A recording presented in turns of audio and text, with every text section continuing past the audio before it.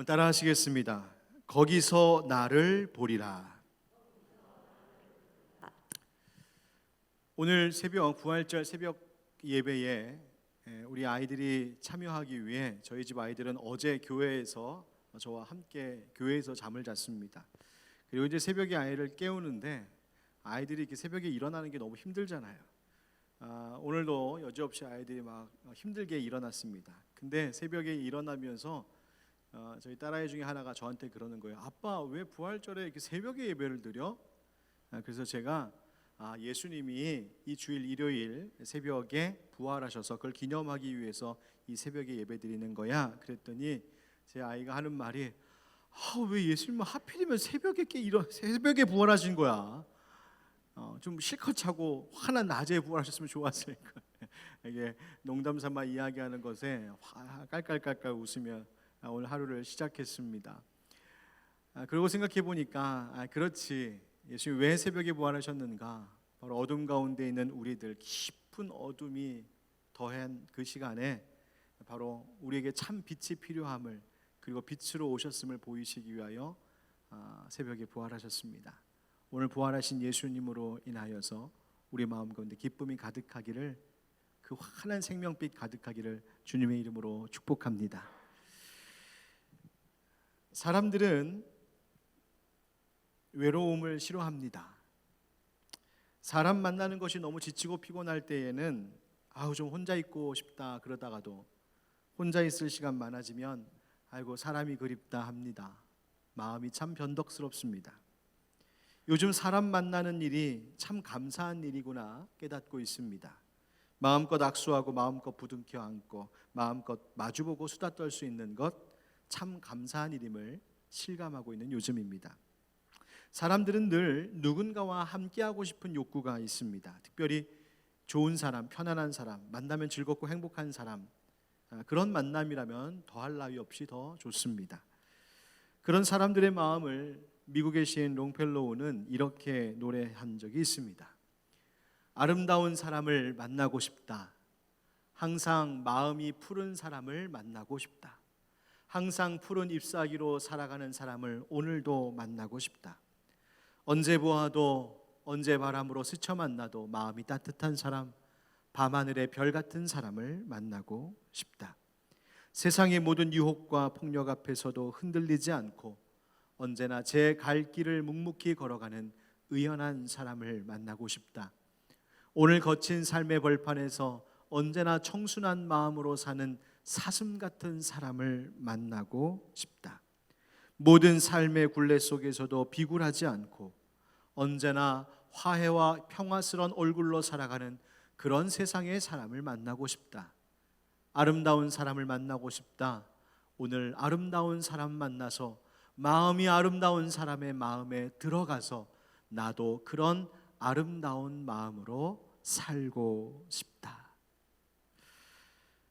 시인은 아름다운 사람 만나고 싶답니다. 그래서 아름다운 사람 만나면 그 아름다운 마음 속에 내가 들어가서 나도 그 사람처럼 아름다운 마음으로 살고 싶다, 그렇게 고백했습니다.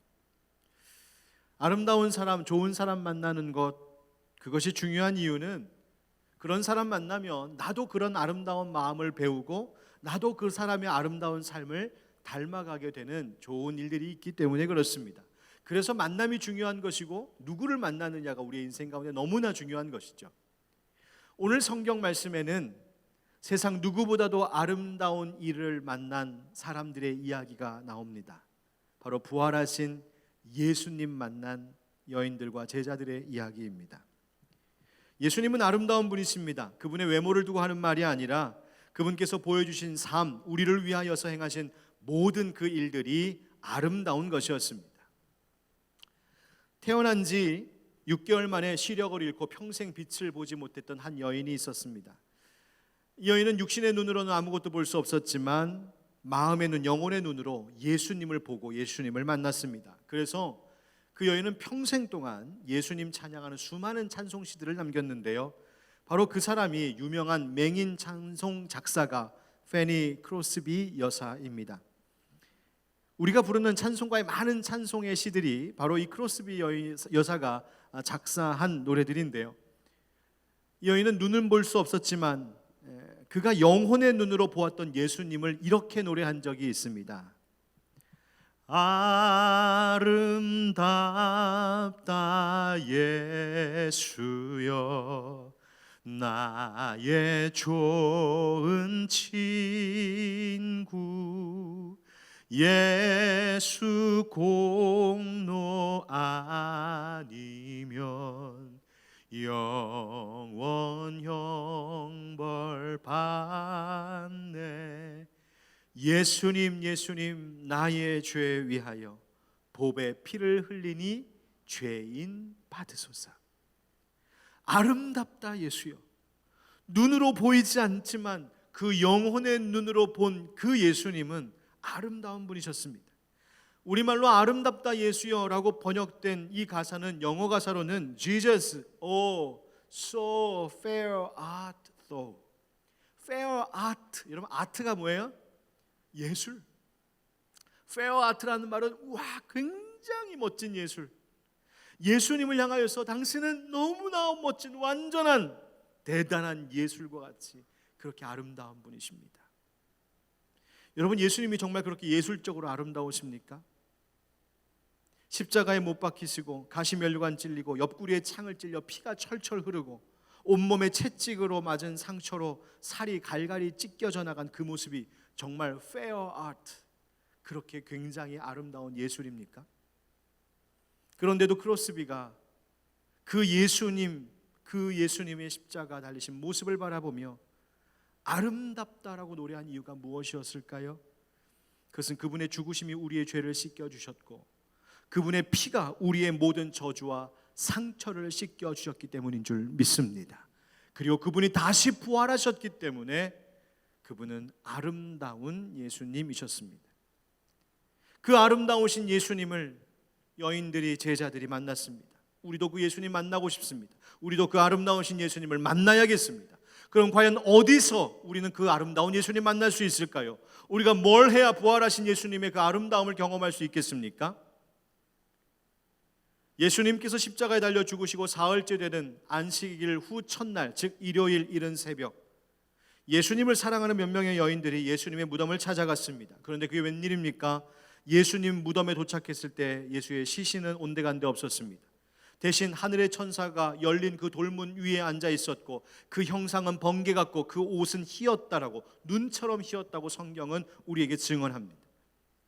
이 말은 그 돌문에 앉아 있던 존재가 이 땅의 존재가 아니라 하늘로부터 내려온 천상의 존재임을 이야기하고 있습니다.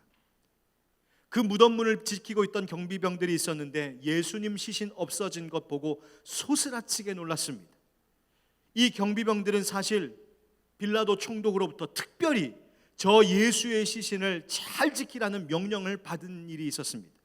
마태복음 27장 65절에 보니까 대제사장들과 이 바리새인들이 사람들이 너무나 걱정을 했습니다. 저 예수가 부활한다고 그랬는데 진짜 그렇게 되면 어떠냐? 시신이 없어지면 어떡하냐? 그래서 이 빌라도 총독이 그 대제사장과 장로들에게 경비병들을 내어주면서 직접 명령 내리기를 가서 힘대로 굳게 지키라. 성경의 표현대로 얘기하면 가서 힘대로 굳게 지키라. 즉 그 말은 힘껏 지켜라. 너의 재주대로 재주껏 지켜라. 그런 뜻입니다. 여러분, 그런데 이 빌라도의 경비병들을 향한 이 명령이 생각해보면 얼마나 어리석습니까? 무덤 안에 누워 계신 분은 하나님의 아들이십니다.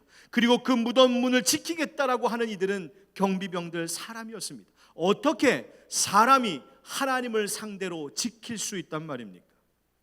어떻게 사람이 사람의 힘을 다한다 하여 하나님이 하시는 일을 막을 수 있단 말입니까? 돌문 위에 앉아있던 천사가 말해줍니다. 그가 여기 계시지 않고 그가 말씀하신 대로 살아나셨느니라. 그가 누우셨던 곳을 보라. 이제 바로 그 부활하신 예수님을 여인들이, 제자들이 만나는 일이 일어납니다. 과연 어떤 모습으로, 어디에서 그 예수님 만난 것일까요? 여러분 한번 따라 하시겠습니까? 부활의 전령사들에게 돌문 위에 있던 천사가 이 여인들에게 이렇게 말했습니다. 7절입니다. 또 빨리 가서 그의 제자들에게 이르되 그가 죽은 자 가운데서 살아나셨고 너희보다 먼저 갈릴리로 가시나니 거기서 너희가 배우리라 하라. 보라, 내가 너희에게 일렀느니라 하거늘. 그 여자들이 무서움과 큰 기쁨으로 빨리 무덤을 떠나 제자들에게 알리려고 다름질할새 예수께서 그들을 만나 이르시되 평안하냐 하시거늘 여자들이 나아가 그 발을 붙잡고 경배하니라. 할렐루야. 아멘. 예수님의 부활 소식을 들은 여인들이 제자들에게 이 소식을 알리려고 달려갔습니다. 그 달려가던 길에서 부활하신 예수님을 만났습니다. 여러분 기억하십시오. 부활하신 예수님은 지금도 우리를 만나기를 원하십니다. 그런데 어디서 만난답니까? 여기 계시지 않고 거기 가야 만날 수 있답니다. 거기가 어딜까요? 바로 이 부활의 소식을 전하기 위하여 달려가는 그 길에서 만났다는 겁니다. 성경에 보니까 이 여인들이 8절에 무서움과 큰 기쁨으로 빨리 다름질했다 합니다. 무서움과 큰 기쁨으로. 무서웠습니다. 무슨 일이 벌어지고 있는 건지 두려웠습니다. 그러나 그 무서움을 압도하는 큰 기쁨 때문에 이 여인들이 달려갔다는 것입니다. 기쁜 소식은 빨리 그리고 계속해서 전해야 했기 때문입니다. 여느 다른 집의 아이들과 같이 저희 집 아이들도 치킨을 좋아합니다. 여러분도 좋아하십니까? 네. 이제 사순절 끝났으니까 한번 드셔보시겠어요? 치킨 좋아합니다. 그래서 식구들이 다 모이는 날이면 가끔 가다가 치킨을 저희도 시켜 먹을 때가 있습니다. 너무 자주 먹는 거 좋지 않을 것 같아서 어쩌다 한 번씩 이렇게 시켜 먹는데 엄마가 우리 사모가 오늘 치킨 오늘 저녁 때 아빠 오면 시켜줄게 하고 약속한 날은 애들이 이제 거의 흥분의 도가니입니다. 집에 퇴근해서 딱 들어가면 한 애가 쪼르르 달려와서 이야기합니다. 아빠, 엄마가 치킨 시켜준대. 한번 이제 보고를 받았죠. 저희 집 애들이 몇 명입니까? 감사합니다, 알아주셔서. 한 명만 이야기하면 될 걸. 그러고 나면 좀 이따 저쪽 방에서 또 쪼르르 뛰어나서 아빠, 엄마가 치킨 시켜준대. 알았어. 막내가 저기 또 쪼르르 따라합니다. 아빠, 엄마가 치킨 시켜준대. 간장치킨. 신나서 얘기하는 거죠. 여러분, 근데 이게 자꾸 들으면 피곤합니다. 막 3번 연거푸 듣습니다. 그러고 나서 제가 뭐라고 그러겠습니까? 여보, 진짜 치킨 시켜줄 거야? 여러분, 참 반가운 소식은 들어도 즐겁습니다. 그리고 계속해서 들려줘야 하는 것입니다. 내가 좋아하는 음식 하나 생기는 소식도 참 기쁘고 즐거운 이야기인데 하물며 우리의 영혼을 살리신 주님, 우리를 위하여서 십자가에서 죽으시고 부활하신 예수님의 소식, 그것을 1000번 100만번 듣는다 한들 더할 나위 없이 기쁜 소식 아니겠습니까?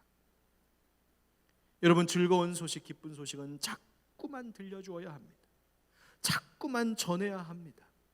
오늘도 주님은 부활의 소식을 전하라고 말씀하십니다. 그리고 그 소식을 전하기 위하여 달려가는 인생길, 그 소식 붙들고 살아가는 인생길에서 주님 만나주시겠다고 약속하십니다. 여러분, 부활의 소식을 자꾸만 전하고 열심히 전해야 되는 이유가 무엇일까요? 제가 생각해보니까 3가지 이유가 있는 것 같습니다. 첫 번째는 우리가 너무 자주 잘 잊어버리기 때문에 그렇습니다.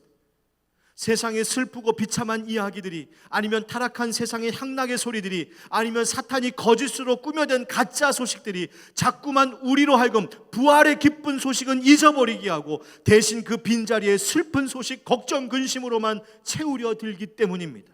그래서 우리는 자꾸만 오늘도 또다시 부활의 기쁜 소식을 전해야 합니다. 두 번째 이유는 아직도 이 부활의 소식을 못 들은 자들이 있기 때문입니다.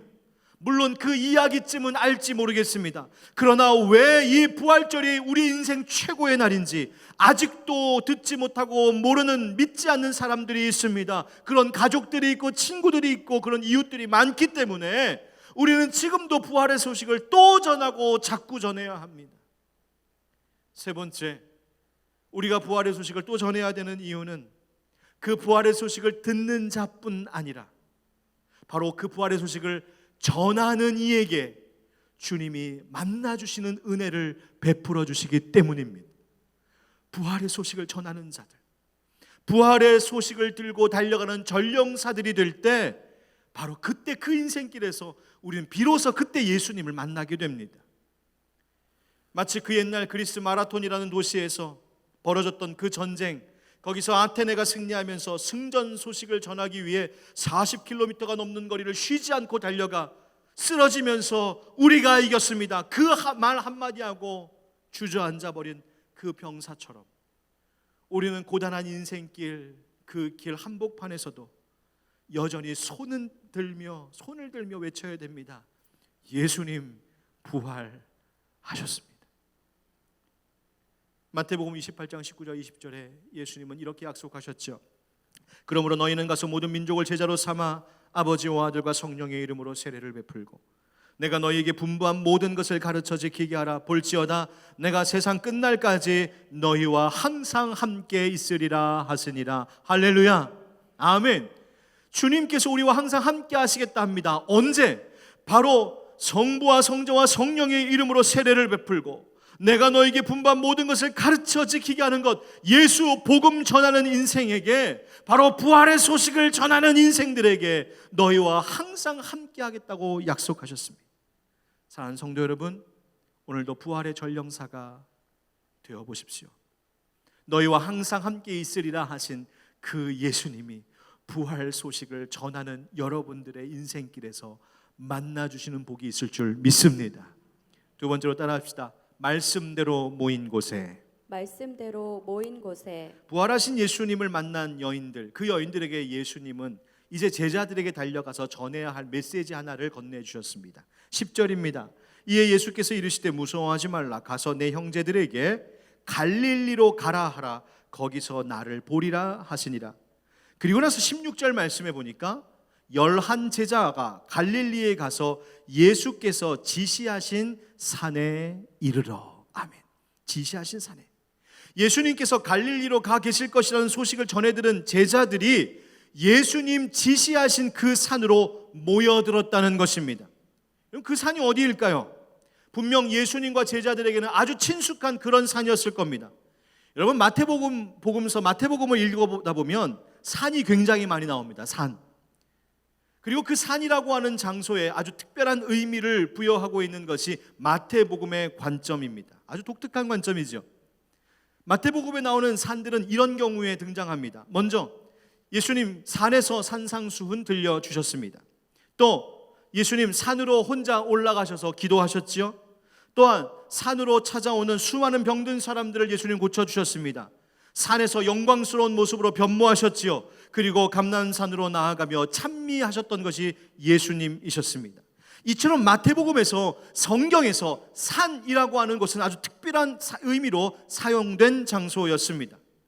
하나님께서 모세를 부르신 곳도 다름 아닌 산이었고, 하나님께서 이스라엘 백성들에게 율법을 주시기 위해 만나 주신 곳도 산이었습니다. 여러분, 그래서 우리 교회에 뭐가 있냐면 등산 선교회 있습니다. 여러분, 코로나 좀 끝나면 우리 같이 손잡고 산에 한번 놀러 갑시다. 여러분, 그럼 우리가 오늘도 예수님 만나려면 어디 산 높은 데 올라가야 된다는 얘기입니까? 아닙니다. 여기서 말하는 산이라고 하는 것은 영적인 의미입니다. 지리적인 것을 말하는 것이 아니고요. 무슨 말입니까? 하나님의 말씀이 있는 자리, 하나님을 만나는 자리, 모세가 하나님을 만났던 것처럼, 예수님이 하나님 앞에 나아가 성부 하나님을 만났던 것처럼 하나님을 만나는 자리, 하나님께 능력을 얻는 자리, 하나님의 영광을 보는 자리, 은혜가 있는 그 자리, 바로 그 자리를 말하고 있는 것이 이 산입니다. 말씀과 찬송이 있고 기도가 있고, 그래서 하나님을 만나는 은혜의 자리로 가야 한다고 지금 성경이 우리에게 말해주고 있는 것이죠. 예수님 만나고 싶어서, 예수님 보고 싶어서 그 열망을 가지고 모이는 사람들에게 부활하신 주님이 나타나시는 줄 믿습니다. 지금 코로나 때문에 우리가 정상적으로 모이지 못한 지가 너무나 오래됐습니다. 모이는 게 맞다, 모이지 않는 게 맞다 말도 많았고, 오늘 부활절을 기점으로 교회들이 다시 현장 예배를 재개한다는 소식들이 들려오자 세상이 다시 또 우려하고 있었습니다. 물론 아직 불안함도 있고, 그래서 사회적 요청에 조금 더 인내하며 협조할 필요가 있습니다. 이런 중에도 참 감사했던 것은요, 우리 성도님들이 가정에서 영상으로나마 지금처럼 열심히 예배를 드리시면서 또 그러다 보니 이전에는 몰랐던, 경험하지 못했던 아주 특별한 은혜를 가정에서 가족들과 함께 지금 경험하고 있다는 아주 감사한 소식이 들려왔습니다. 정말 은혜고 귀한 일입니다. 그런데 그런 감사한 소식을 들으면서도 이 목사는 한편에 마음 졸이고 있는 것이 있습니다. 혹여나 우리들이 너무나 연약한 존재들이기 때문에 혹시 모이지 않는 것에 익숙해져 버리면 안 되는데 하는 겁니다. 이런 때에 오히려 이런 시간을 통하여서 우리 안에 모임에 대한 간절한 사모함이 더해지고 얼마나 예배와 모임과 교회가 소중한 것인지를 깊이 깨달을 수 있다면 그것은 우리에게 정말 좋은 약이 되는 것인데, 이런 시간이 자꾸만 길어지다 보니까 혹 우리가 이런 것에 그냥 익숙해져 버리지는 않을지, 나중에 그냥 조그만 아주 작은 어려움만 생겨도 아유 그때도 안 모였는데 이번에도 좀 안 모이면 어때? 혹시 우리의 마음속에 그 어긋난 태도가 싹트고 있지는 않은지 조심스럽게 고민하기도 합니다. 여러분, 저의 쓸데없는 걱정이지요? 그러기를 바랍니다. 그러기를 바랍니다. 여러분, 아닙니다. 우리는 다시 모여야 합니다. 주님은 주님을 만나고자 하는 자들, 주님이 만나주시겠다고 하는 자리로 모이는 자들을 만나주시는 부활의 주님이심을 믿으시기 바랍니다. 말씀이 있는 곳에 말씀을 듣고 순종하는 자리에 주님이 계십니다. 부활의 소식을 들은 제자들이 갈릴리 그 산으로 모여 달려갔듯이 주님 만나기를 더욱 바라는 뜨거운 열망이 우리 안에서 회복되어야 합니다. 말씀이 있는 자리, 기도가 있는 자리, 은혜가 있는 자리로 달려가야 한단 말입니다. 시인은 노래했습니다. 27편 4절에 내가 여호와께 바라는 한 가지 일 그것을 구하리니 곧 내가 내 평생에 여호와의 집에 살면서 여호와의 아름다움을 바라보며 그의 성전에서 사모하는 그것이라. 아멘. 아직 때가 조금 일러서 예배당 현장에 다 모일 수 없다면 그럴지라도 우리의 마음만큼은 모이고자 하는 그 열정이 절대로 식어서는 안 될 줄 믿습니다. 그래서 우리 다시 모임이 회복되고 다시 만날 수 있을 때에 그동안 다하지 못했던 뜨거운 찬양, 그동안 다하지 못했던 간절한 부르짖음의 기도, 그동안 다하지 못했던 성도의 교제 열심히 할 수 있게 되기를 원합니다. 바로 거기서 부활의 주님이 기다리고 계실 줄 믿습니다. 세 번째로 따라하겠습니다. 믿음이 있는 곳에. 믿음이 있는 곳에. 예수님이 지시하신 산으로 모여든 제자들은 정말 부활의 예수님을 만났습니다. 그런데 그때를 성경은 이렇게 증언하고 있는데요, 17절 말씀으로 내려가서 보면 이렇게 되어 있습니다. 예수를 배웠고 경배하나 아직도 의심하는 사람들이 있더라. 어떤 사람들이 있다고요? 의심하는 사람들. 부활하신 예수님을 눈앞에 두고도 의심하는 사람들이 있었습니다. 여러분, 세상의 역사 중에는 예수의 부활이 사실이 아니라고, 꾸며낸 이야기라고 주장하는 사람들이 더러 있었습니다. 부활이 거짓이라고 하는 것을 증명하기 위해 연구하고 책을 낸 사람들도 있었습니다. 부활은 거짓이다. 다들 집단 최면에 걸린 것이다. 예수가 너무 보고 싶은 나머지 헛것을 본 것이다. 제자들이 다 꾸며낸 거짓말이다. 예수 부활은 진짜 육신의 부활을 말하는 것이 아니라 그냥 그를 추종하는 사람들의 그냥 마음에 있는 상징적인 표현이다. 등등. 여러분, 아닙니다. 부활은 역사적 사실인 줄 믿습니다. 여러분, 부활이 진짜가 아니었다면 그토록 수많은 사람들이 이 믿음 지키려고 목숨까지 내놓지 않았을 겁니다. 부활이 사실이 아니었다면 지난 2000년 동안 부활의 신앙을 중요한 기초로 삼고 있는 이 교회가, 이 기독교 교회가 이처럼 든든히 세워져 올 수 없었을 것입니다. 부활은 사실입니다. 오늘 본문에 나오는 마태복음 28장 11절부터 15절에 보면 이런 이야기가 나와요. 재밌는 얘기예요. 예수님의 시신이 없어진 것을 본 경비병들이 너무 놀라서 대제사장에게 가서 알렸습니다. 그랬더니 이 대제사장이 다른 장로들과 의논해서 어떻게 결정했냐면 그 경비병들을 불러서 돈을 쓱 찔러주면서, 야, 너 예수 그 시신이 없어진 거 있는 그대로 말하지 말고 그 제자들이, 너희들 잠자는 사이에 그 제자들이 훔쳐갔다고 그렇게 이야기해. 그렇게 돈 찔러주면서 그렇게 설득했습니다. 근데 여러분 한번 생각해 보세요. 이 말을 가만 생각해 보세요. 너희들이 잠잘 때에 예수의 제자들이 훔쳐갔다고. 여러분, 잠자는 사람이 뭘 볼 수 있습니까? 잠자는데 누가 훔쳐갔는지를 어떻게 알아요? 벌써 모순이죠. 만약에 잠자다 잠결에 그것을 봤다면 여러분, 경비병들이 왜 가만히 있습니까? 달려가서 잡아야죠. 어부 출신의 힘없는 제자들인데 무기를 들고 있는 경비병 군사들이 그거 하나 제압하지 못했겠습니까? 여러분, 예수님의 제자들이 훔쳐갔다는 이야기는 그 말부터가 모순이고 그것이 가짜입니다. 예수님은 정말로 부활하셨습니다. 여러분, 의심하는 사람들에게 부활은 여전히 보이지 않는 사실입니다. 의심하는 사람들에게 부활은 여전히 희미한 능력일 뿐입니다. 눈으로 보는 것보다 마음으로 믿는 것이 필요합니다. 여러분, 혹시 여러분 중에 부활에 대해서 의심하고 계신 분 계십니까? 그 신앙의 망설임, 믿음의 망설임을 회개하고 극복하시기를 축복합니다. 믿으면 만나는 것입니다. 요한복음 20장 29절에 예수님 말씀하셨습니다. 예수께서 이르시되 너는 나를 본고로 믿느냐? 보지 못하고 믿는 자들은 복되도다 하시니라. 아멘. 지난 2004년 대구에 있는 경상공고라고 하는 곳 지하 1층에서 그 폐자재 창고에서 비행기의 동체 뼈대 부분이 발견되었습니다. 알고 보니 그것은 1952년 6월 전쟁이 한창이던 때, 한국전쟁 한창이던 당시에 우리나라가 처음으로 만든 국산 비행기 1호의 동체였습니다. 그것은 공군기술학교 교장의 지시에 의해 제작된 것인데 비행기 설계 제작 실습을 위해 그리고 연습용, 조종 연습용 경비행기로 만든 것이고 실제로 첫 비행도 성공했던 비행기. 첫 비행 성공 후 5개월 뒤인 1954년 4월 3일 김해공군 기지에서 이 비행기의 이름을 붙이는 명명식이 있었습니다. 그 전쟁이 한참이었던 전쟁통에 우리나라 국민들이 처음으로 만든 국산 그 경비행기, 그 비행기 이름이 무엇이었는지 아십니까? 부활이었습니다. 한국전쟁 후 참혹했던 이 나라, 다시 하늘을 나는 비행기처럼 비상할 수 있기를 소원하는 마음으로 우리 백성들은 그 비행기에 부활이라는 이름을 지어 주었습니다. 세계 전역에 퍼진 코로나19 감염병으로 고통의 신음소리가 가득하고 어느 나라는 시신들이 지금 쌓여가고 있다고 합니다. 사람들이 어떻게 할 줄을 모릅니다. 망연자실에 앉아 있습니다. 사람의 힘으로 해결되지 않는 것입니다.